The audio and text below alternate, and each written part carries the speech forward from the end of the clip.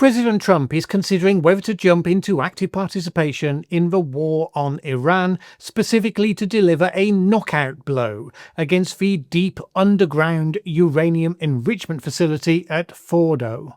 But some defense officials are skeptical that even America's so-called bunker buster bomb would be up to that task, and that it would take nothing less than the deployment of a tactical nuclear bomb to blow it open. But don't worry, the report said, Trump is not considering using a tactical nuclear weapon on Fordow, and the possibility was not presented by Defence Secretary Pete Hegseth and the chairman of the Joint Chiefs of Staff, General Dan Kane, in meetings in the White House Situation Room. So, that's okay then. Except, nope. Then we get a White House briefing, and this is what one journalist who attended told Fox News. I was just told by a top official here that none of that report is true, that none of the options are off the table. All options on the table, including nuclear specifically. Though such a thing should be said may only represent a baby step towards any scenario where it actually happens, but it is a significant step for all that. So let's discuss. But first of all, let's update from where we were on all of this just a couple of days ago. Having left the G7 summit early, I suggested mainly through contempt for the whole process, but allegedly to engage in super big important stuff relating to Iran, the most significant thing President Trump did in the following day was to unveil two big flagpoles outside the White House. Meanwhile, the briefing was that Trump was taking the decision on whether to go with a strike to take place perhaps this weekend. The Israeli attacks on Iran have been hitting various strategic and military targets, but the one they don't have the firepower to reliably get is the Fordow facility, a nuclear enrichment plant buried deep inside a mountain, specifically for this exact moment. The United States has the GBU-57S, which is a 13.6-ton bomb that can only be delivered by one of its most robust aircraft, because, you know, that thing's heavy. This, many people believe, will be enough to reach the underground facility. Probably you would need the Israeli military to soften the ground up first using conventional bombs, which would enable the GBU-57S to penetrate deeper down. Hence the pressure on the United States to take part. Not just for fun, not just because Trump would like to have it on his CV or something, but because the Israelis, having started the attack against Trump's initial wishes, could not achieve the goal of ending Iran's nuclear ambitions, for now anyway, without the United States' participation. And Trump had been reported as believing that there wasn't much choice. Finishing the job meant destroying Fordow. Well, Trump instead gave us the news that he has decided to defer any such attack for up to 2 weeks. A bunch of people watching on immediately started intoning the immortal phrase, TACO. They were suggesting here was Trump once again, facing a potentially globally significant decision, ultimately going to chicken out because he doesn't have the stomach for the big stuff. But in the process, he was doing his usual thing of stringing out the whole will he, won't he question, because it's how he always makes every conflict about him. But then came this new revelation that a number of officials at the Pentagon believe that the GBU-57S isn't enough for this job, and you would have to cross the line into tactical nuclear weaponry. And now we're told that is on the table. I mean, it may be on the table. I personally doubt that Trump is going to go from TACO to nuclear Donald in one easy swoop. But we shouldn't be too quick to count it out. So let's just weigh it up for a moment. First, it's hard to overstate just how big a deal it would be to cross the line into using a nuclear weapon. No such weapons have been used for many decades. The principle has always been that you avoid crossing that line at all, because once you've crossed it, you're a great deal closer to a scenario where you escalate and it gets out of control. Hence why Russia was seen as so norm-breaking in its invasion of Ukraine, as it constantly raised the spectre of possibly using battlefield nuclear weapons, knowing that the mere threat of doing such a thing was working in keeping the support of allies highly constrained. It'd be ironic, if that's really the word, if after all that bluff and bluster, it then ended up being the United States that just sails across the line. Of course, President Trump has made himself famous for disregarding norms and formally held red lines of behaviour. It was held that the president should not meet with low-rated adversaries for direct talks. Well, he constantly blew through that, talking directly with Kim Jong-un, with the Taliban, with Hamas, with Iran. It was held that no deals between Israel and the Gulf states would be possible until the Palestinian question was resolved, and he blew completely through that as well. And the result was the Abraham Accords, which was probably rated as the most significant genuine achievement of his first term.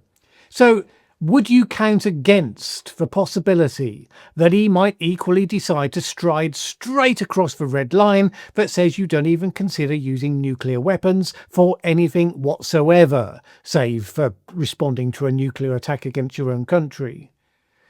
Now, on the other side, you can argue, and some no doubt have been, that this time would be different, because this wouldn't be a nuclear weapon used against a foreign army or a city, just a bunker. Yeah, but that's how norms get overthrown, one technical exception at a time. Ironically, one of the first to speak up with a degree of alarm about this proposal was, you guessed it, Russia.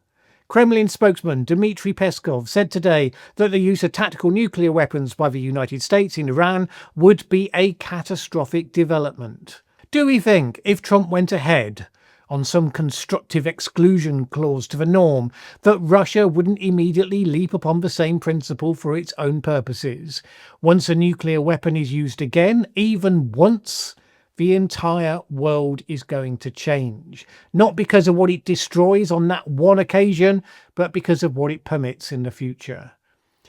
Trump has delayed all that excitement for 2 weeks. This puts Israel into something of a difficult position because it's defined its purpose in striking Iran as being, at the very least, to wholly remove its ability to make its own nuclear weapons. Now, it's muttered about the more far-reaching goal of regime change. It's not really clear that it thinks that's likely in the current situation. But now, if it needs the US to strike the final blow, and Trump is going to indulge his favourite game of will he won't he, well, that keeps them in warfighting limbo for the whole of that time. The current conflict would have to keep going. Iran's missile systems have already shown that they present much more of a challenge to Israel's missile defence system, so some of the attacks are penetrating to hit civilian sites and military ones inside Israel. Israel's airspace remains closed while all this is going on, so that's a major economic cost as well, as the airports are closed. And then they have no guarantee that in 2 weeks' time they won't suddenly be left eating taco. So in this situation, they can either try to attack the Fordow site on their own, obviously seen as having a very low chance of success, otherwise they would have done it before now, or it might drive them to push even harder in precisely that regime change direction, because at least that's something they can pursue that they feel could potentially be achieved with the resources they have and the momentum that's currently with them. Based on what we've seen of him in the past, you'd have to suspect that what Trump really wants is that the 2-week pause will give time to engage Iran in negotiations. And that's certainly what they seem to be encouraging, to get them to back down, not exactly the unconditional surrender he previously demanded, at least to agree to the dismantling and ending of those nuclear facilities. In that case, then, both sides dig themselves out of a hole, they both postured and looked strong, but still managed to find a way to avoid disaster. And if it doesn't turn out that way, well, at least he'll be able to say that he tried every alternative option before finally taking the military route, which may at least assuage his MAGA critics a little. Iran has said that it has plans drawn up for retaliation against American targets should the US join in, although it must have a degree of realism about how much damage it can actually do to America and what might be the consequences to it of fully goading America into a no-holds-barred role in the conflict. The thing is, in most situations where there are real costs and consequences, Trump sets 2 week deadlines and then those deadlines pass and nothing happens. But in this situation, Israel sees Iran possessing a nuclear weapon as being an existential threat. And so having started, it is not going to stop short of its goal. And because of the circumstances, that puts Trump in a situation where he might feel he doesn't have the option of ducking that final decision. He can push it back, but he can't magically make it go away.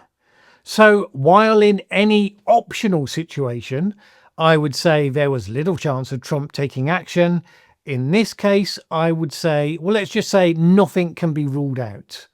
If circumstances present an exit path that doesn't require it, that will be grasped tightly and gratefully. If not, Trump is likely to take whichever seems to be the route that will most quickly work. And the red lines the rest of the world has historically respected, there's a good chance those won't be in his field of vision at all. This is going to be resolved one way or another. It is not just going to fade away.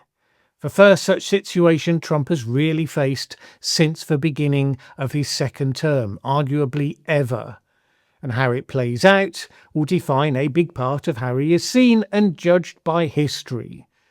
Assuming, of course, there are people left to write books about the history, and assuming they're not too busy writing about the end of American democracy, or half a dozen other things that all seem to be happening at once.